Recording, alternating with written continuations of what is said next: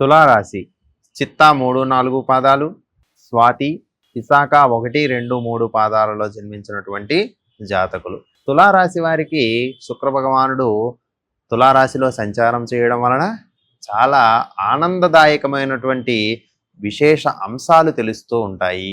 సుఖపడాల్సినటువంటి పరిస్థితులు కల్పించబడుతూ ఉంటాయి.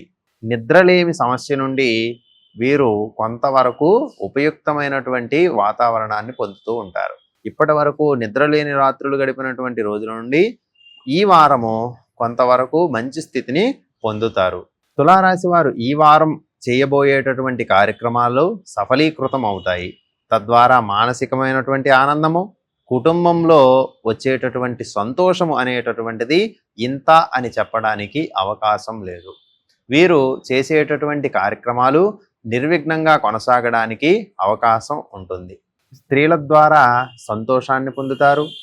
వారి ద్వారా ధన ఆర్థికపరమైనటువంటి విషయాలలో కొంతవరకు సహాయ సహకారాలు లభిస్తాయి. గురువు దశమ స్థానంలో సంచారం చేయడం వలన తులారాశి వారికి కొంత ఆస్తి నష్టం ఏర్పడడానికి అవకాశం ఉంటుంది. స్థిర చర వాహనాదులకు సంబంధించినటువంటి ఆస్తులలో కొంత క్షయం అవ్వడానికి మరియు ఖర్చు చేసేటటువంటి ధనంలో ఉపయుక్తత లేకపోవడం, అంటే లాభం లేకపోవడం అనేటటువంటిది కూడా ఈ వారం జరగడానికి అవకాశం ఉంటుంది. బంధుజనుల చేత మాటలు పడుతూ ఉంటారు. అనవసరమైనటువంటి ప్రయాణాలు జరుగుతూ ఉంటాయి. కార్య సఫలత లేనటువంటి కార్యాల కోసం ప్రయత్నాలు చేస్తూ ఉంటారు. జరగని పనుల కోసం ఎక్కువగా ఖర్చు చేయడము మరియు వృధా ప్రయాసలు, అనగా అక్కడ ఉపయుక్తమైనటువంటి విషయం లేకపోయినప్పటికీ దానికి సమయ ఖర్చు చేయడము, ధనము ఖర్చు చేయడం ద్వారా మానసికమైనటువంటి ఇబ్బందులకు ఈ వారం గురి కావడానికి తులారాశి వారికి అవకాశం ఉంటుంది. బుధుడు ద్వితీయ స్థానంలో సంచారం చేయడం వలన రత్నభూషణాదులకు సంబంధించినటువంటి విషయాల్లో కొనడము, అమ్మడంలో లాభాలను పొందుతారు. ఇతర వ్యక్తుల ద్వారా ఆనందాన్ని పొందుతారు. మిత్రులు, బంధువుల చేత మంచి ప్రయోజకుడు అనేటటువంటి మాటను పొందుతారు.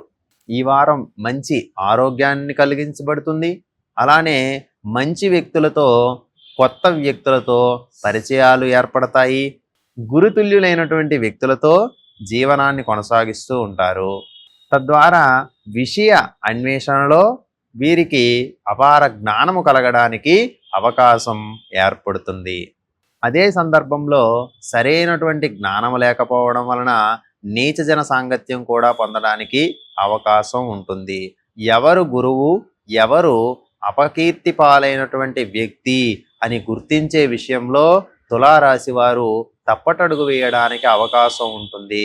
కాబట్టి మీరు సాంగత్యం చేసేటటువంటి వ్యక్తుల గురించి పూర్తి స్థాయిలో పరిశీలన చేసిన పిదప వారిని స్నేహితులుగా లేదంటే అంతకన్నా ఉన్నతమైనటువంటి వ్యక్తులుగా రూపొందించుకోవడం అనేటటువంటిది మీ చేతులలో ఉంటుంది. తులారాశి వారిలో వ్యాపారులకు చిన్నపాటి నష్టాలు ఏర్పడడానికి అవకాశం ఉంటుంది. శిరస్సుకు సంబంధించినటువంటి వ్యాధులు ప్రబలడానికి కూడా ఈ వారం అవకాశం ఉంది. దీనికోసం శ్రీ మహావిష్ణువు ఆరాధన, కార్తీక పూర్ణిమ రోజు శివునికి అభిషేకాదులు నిర్వహించడం, అలానే శివుని యొక్క సహస్రనామ స్తోత్ర పారాయణాదులు చేయడం ఈ వారం తులారాశి వారికి కొంత ఉపశమనాన్ని ప్రసాదిస్తుంది.